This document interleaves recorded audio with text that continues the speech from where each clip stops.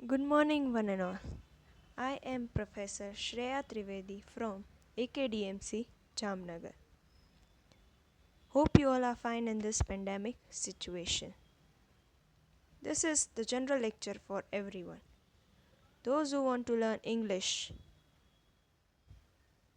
that is in the spoken form, written form, or grammatical form, this is the lecture for them. આની પહેલાં આપણે ઘણા general lectures already કરી ચૂક્યા છીએ, જેમાં આપણે effective techniques of learning English language કર્યું, frequently used phrases કર્યું, mute letters કર્યું, genitives કર્યું, sentences, types of sentences, parts of speech, importance of parts of speech. Individually we have discussed parts of speech. Then we have done verbs and its forms, 3 forms. Then we have gone through tenses, and in the last lecture we completed the articles. Today we are going to do something which is very common in grammar, but still many of the people don't know about this thing. Verbs એટલે શું, જેને ગુજરાતીમાં આપણે ક્રિયાપદ કહીએ છીએ. ક્રિયાપદ generally બે પ્રકારના છે. ક્રિયાપદ એટલે શું કે જે સેન્ટેન્સમાં ક્રિયા દર્શાવતો શબ્દ છે એને આપણે ક્રિયાપદ કહીએ છીએ. ક્રિયાપદ પણ બે પ્રકારમાં છે, મેઇન વર્બ્સ અને ઓક્ઝિલરી વર્બ્સ. મેઇન વર્બ્સ એટલે કે જે મુખ્ય ક્રિયા દર્શાવતો શબ્દ છે એને આપણે મુખ્ય ક્રિયાપદ કહીએ છીએ. મેઇન વર્બ્સને આપણે મુખ્ય ક્રિયાપદ કહીએ છીએ. જ્યારે ઓક્ઝિલરી વર્બ એટલે સહાયકારક ક્રિયાપદ, જેને આપણે ગુજરાતીમાં સહાયકારક ક્રિયાપદ, જેનું નામ જ આપણને દર્શાવે છે કે જે મેઇન વર્બ છે એને સહાયરૂપ થાય છે, એવા જે વર્ડ્સ છે એને આપણે ઓક્ઝિલરી વર્બ્સ ઓર આપણે સહાયકારક ક્રિયાપદ કહીએ છીએ.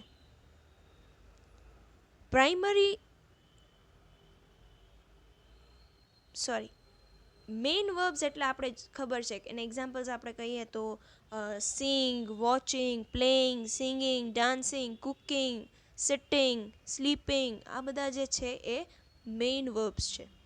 જ્યારે સહાયકારક ક્રિયાપદમાં પાછા બે પ્રકારો થાય છે, જેમાં પહેલું છે પ્રાઇમરી ઓક્ઝિલરી વર્બ અને બીજું છે મોડલ ઓક્ઝિલરી વર્બ. હવે તમે કહેશો આ પ્રાઇમરી અને ઓક્ઝિલરી શું છે?